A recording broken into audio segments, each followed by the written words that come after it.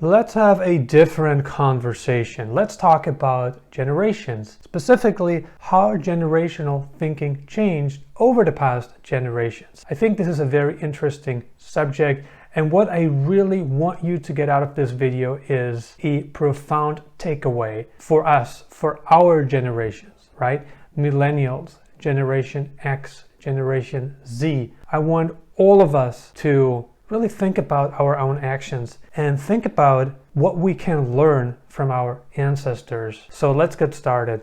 Thanks to a recent experience that I had here in Spain on the Mediterranean side, I was actually able to come up with this video that I'm presenting you today. So basically, I got on a bus, and as I was traveling from where I live here by the sea to the downtown area, I spotted a couple of things, and it happens all the time. So this is an area, that's filled with older people, retirees, and people, that just come here, during the summertime, they have maybe like a second home here, so they spend a couple weeks, couple months per year in this particular city. And yes, there is a lot of older people here. And whenever you take the bus, whenever I take the bus here, I realized how many millennials and Generation Z don't really care too much about the older people. So we're talking about the baby boomers and the silent generation, who is left. I noticed that millennials and Generation Z, they don't particularly care about their ancestors, the older generations, because whenever older people get into the bus, all seats are taken. Very rarely, if ever, will you see a millennial or Generation Z person stand up, offer the seat to an elderly person. And it never fails to surprise me how few people are willing to do that. Now, that is in Spain.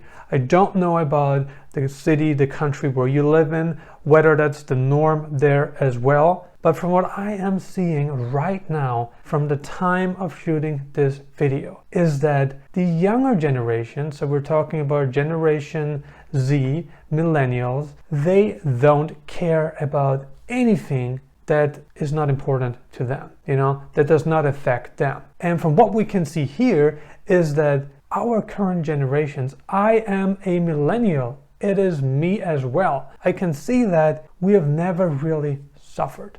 We have never really gotten to the point where we were actually in a situation where we needed to offer help to other people, or where we needed help ourselves. We lack perspective so much, we lack empathy.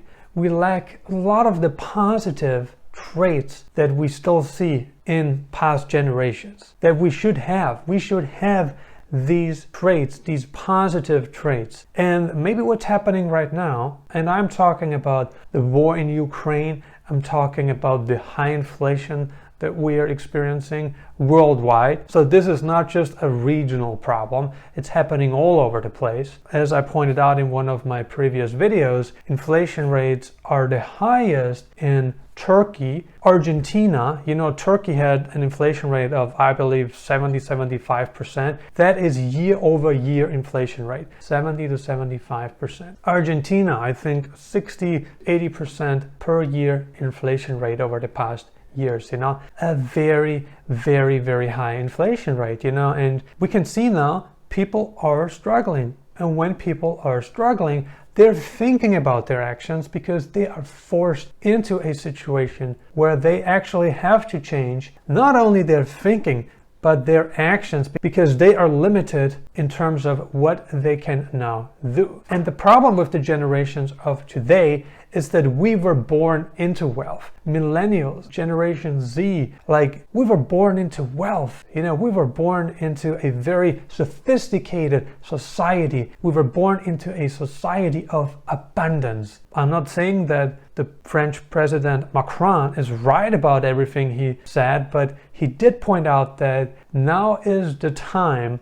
He thinks now is the time for us to slow down and pretty much, reduce the amount that we spend on certain things. He said the time of great abundance is coming to an end. And whether that's a narrative that he is pushing, which obviously the case, to manipulate us to do certain things, that's all true. But at the same time, is it really so bad for us to struggle? Because if we take a look at our current society, people don't want to have kids. Of course, the argument is that people don't want to have kids because our governments made it so uncomfortable for us to have kids, because men and women have the same responsibility today, whereas 50, 70 years ago, that was not necessarily the case. And for sure not 100 and 150 years ago, a man and a woman, had a very different responsibility, in former centuries. We saw a long period, decades and decades of abundance, where we didn't have to worry about anything. We didn't have to worry about food. We didn't have to worry about, not being able to afford certain things. We didn't have to worry about spending less on gasoline because the price is so high that we are pushed in a direction where we just have to spend less. Now we can blame the pandemic, we can blame China, we can blame politicians, we can blame our governments, and we have all the rights in the world to do that. But is it really that bad that all of this is happening now? If you take a look at our selfish behaviors, our crazy spending habits, our negative traits, whatever traits those are, if you take a look at all of this,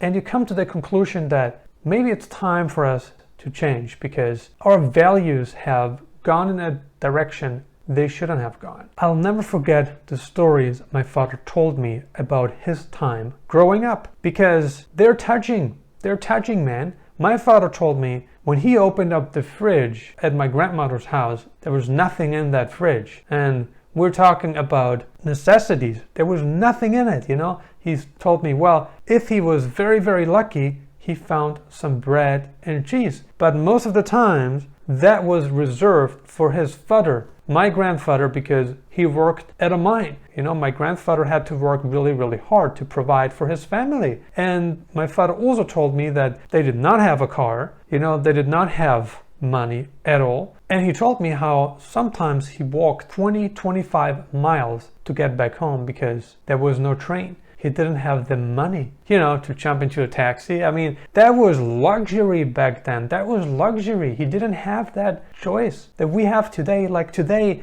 we think about what we should do next, what we could do next. We are so self-absorbed that all that matters to us is what we need to do to feel better about ourselves, what we need to do in order to have more fun, in order to, get new experiences. That's all that we need to worry about. But this is changing now. In the United States, from the year 2000 to the year 2020, obesity prevalence increased from 30% to 40%. Now, what does that tell you? That tells you that people don't have that much to do. People only had to worry about what to eat next. They had this luxury of just thinking about themselves, their own satisfaction. Now we could argue this is coming to an end. And it's true. The pandemic changed things. The current war in Ukraine changes things. Everything that we have undergone, that we're currently undergoing, since the past 2 years, is really making a big difference in people's mind. Lots of people are struggling because they are so used to this abundance, this high level of abundance, that all of a sudden they now have to change. They have to get by with less. They have to say no, not because they want to, but because they have to. They don't have enough money to say yes, or they don't have the opportunity to say yes. So much has changed over the past 2 years. Now, if we look at the values, so we're talking about the great generation and the silent generation, right? So those are people that were born, between 1900 and 1945. They experienced world wars. They experienced the Great Depression. Not all of them, but most of them, right? And if you take a look at people who experienced times of not only uncertainty, but of great struggle, financial struggle, a time of economic decline, like the Great Depression from 1929 to 1939. We're talking about very, very challenging times. The people who made it through those times, they had much thicker skin. They had much more resilience because What does it take to create resilience? Well, it takes you to undergo a very difficult process. It takes you to undergo a very difficult time. And if you do that, then you eventually develop resilience. And that's what is missing in current generations. They just never struggled. They never had that. Traditional values have been in decline for the past 2 to 3 generations. And we're talking about not just the fact that most people today, they don't want to have a family, they don't want to get married, they don't want to have kids. We're not just talking about that. Of course, that is a very important factor. Of course, that has changed as well. But we're also talking about good traditional human values, such as integrity, such as high moral. That has all changed as well. If you take a look at the internet today, the people that have the most success on the internet are usually the most dishonest people you will find anywhere. We're talking about people who are deceptive, not because, it's an accident, but they are deceptive by default. They are dishonest by default. And should it be like this? I don't think it should, because at the end of the day, and this is a lesson, a lecture my father passed on to me. He always told me, and that's what, he had been told by his parents all the time. He told me, we are people of honor, we are people of integrity, and we gotta do the right thing. And that stuck in my mind, and I'm glad that those principles stuck. Because if we lie about things, if we have to disguise the true nature of what we're doing just so that we can generate more profit for our companies, we have no honor, we have no integrity, and certainly we're not somebody worth talking about, somebody worth emulating. No matter how much we lie, no matter how dishonest we are about certain things, it will not change who we really are. I think integrity is the highest value that we can have. And we should study our past ancestors and emulate their values, because they're precious, because they are worthwhile, and because they make a big difference in people's lives. I will miss the baby boomers. I miss the silent generation. I miss my grandparents. And I will miss the boomers, the baby boomers. I will miss them. Because at the end of the day, they are the ones who created everything that we can enjoy right now. They created all of this. Once they are gone, the question is, what's left? What do you think about our past generations, the silent generation, the boomers, and what do you think about the current generations? Millennials, Generation X, Generation Z. What are your thoughts? Leave a comment below and let us know. Consider subscribing if you haven't already. I'm uploading new videos on digital nomad locations, travel updates, and investment advice several times a week right now. And if you got some more time left, check out these videos.